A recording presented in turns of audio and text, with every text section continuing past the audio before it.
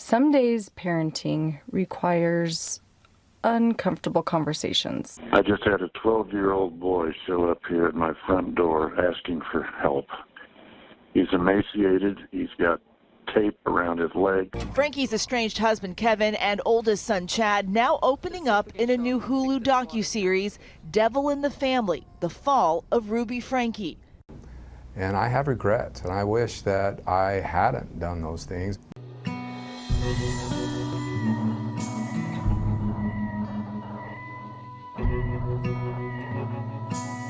Today we're going to do a recap of the Ruby Franke documentary that's streaming on Hulu. It's called Devil in the Family, and this is a recap of episode 1. This episode is titled Abundance. Essentially, it explains the growth of their YouTube channel called 8 Passengers. It's no longer on YouTube, but at the time it was, and the growing popularity and how it changed their family. Now, this documentary opens with the infamous Ring camera footage from the neighbor when the son escaped, rang the doorbell, and asked the neighbor for a favor to take him to the nearest police station. Next, you'll get to see the footage where Jodi was pulled out of her home, and they discussed that Jodi and Ruby were both charged with 6 counts of felony CA.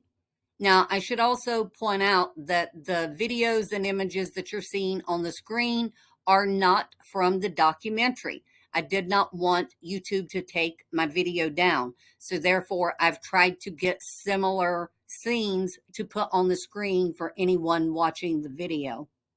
In this episode, they explain how Jodi became a part of their life. They were having discipline issues with Chad, and Jodi was recommended to Ruby by one of her friends, Paige. Now, Chad in this episode does discuss his feelings about Jodi. He said initially she saw right through all of his crap pretty much and held him to task. And he knew that his mom was not going to let Jodi go. So therefore, he tried for a considerable amount of time to fall in line, to shape up, to do better. And Kevin states that, initially he had the utmost trust and respect for Jodi. On one of the press tours prior to this streaming, here's what he had to say. Came across as somebody who was firm and very authoritative. So we thought, oh, this is a perfect fit. What became surprising to me was when the focus gradually shifted away from just solely on our children to us as a couple. Do you feel like she brainwashed you? She took control of something that was very, very important to me. My marriage, my family, and she used those like a carrot on a stick. Kevin takes a short trip down memory lane and describes how he and Ruby got together. And he states that once they married, he was willing to do anything to keep his marriage. Kevin and the kids, Chad and Sherry, discuss how things started to shift in their household when the YouTube channel 8 Passengers started making significant money.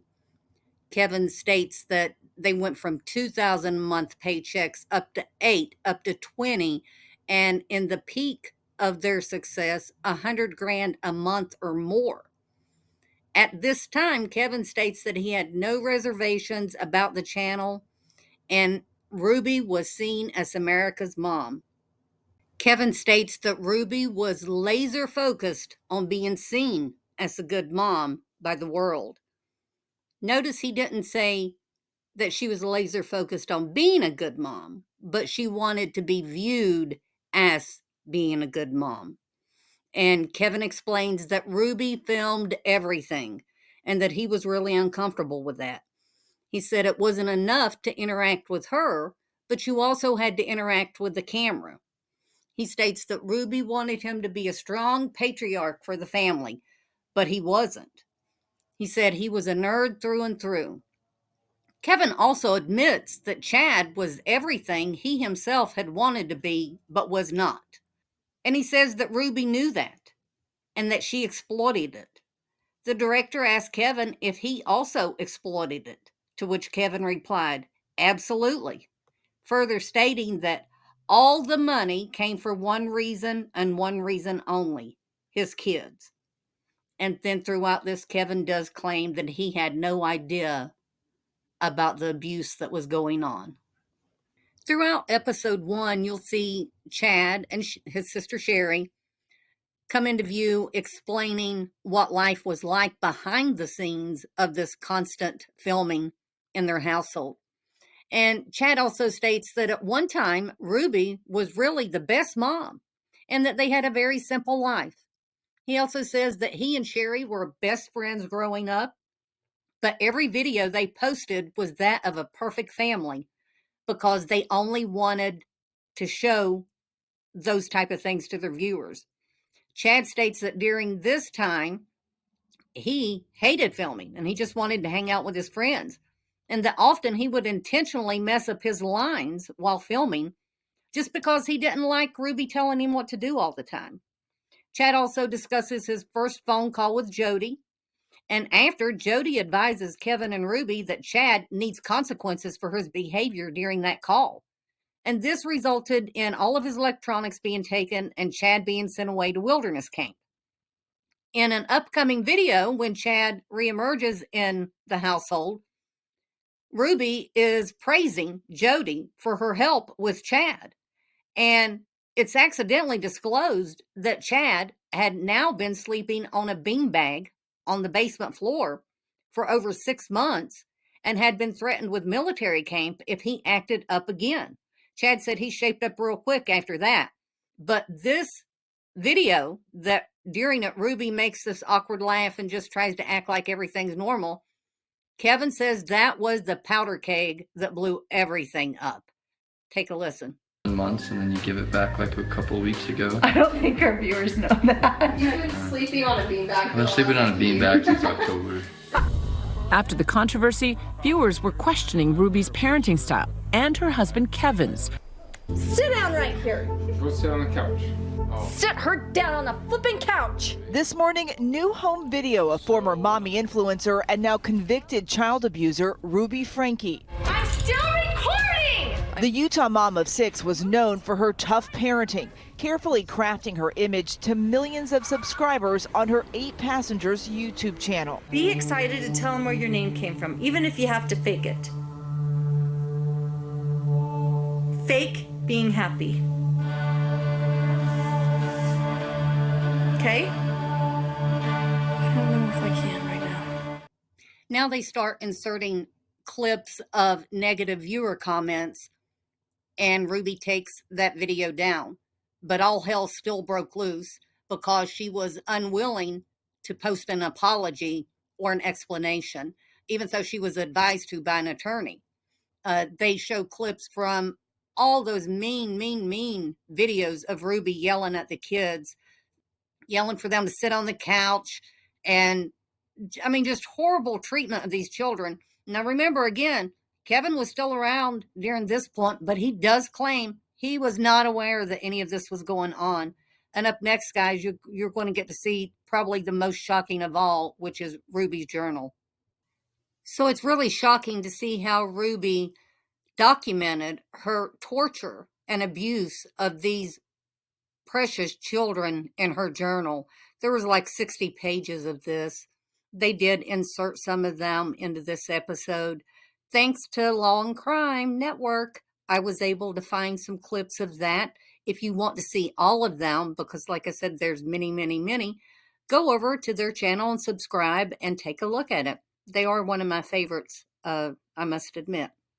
Okay, so as you'll see, they're going to start coming up on the screen, and I'm just going to let them play through, and you can read them yourself. They are quite disturbing.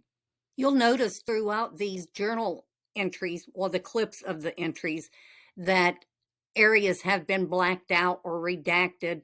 That's because it was the minor children's names, and now you're just seeing initials there instead. This one was incredibly sad. It talks about how it's the little boy's birthday and he doesn't even know what month it is. Just incredibly sad.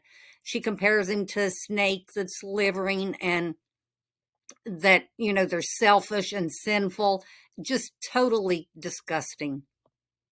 Ruby writes in her journal about the little boy running away in the middle of the night while they were staying with Jodi, and how she pulls up at the side of the road and yells at him and says, "You seem shocked to see me."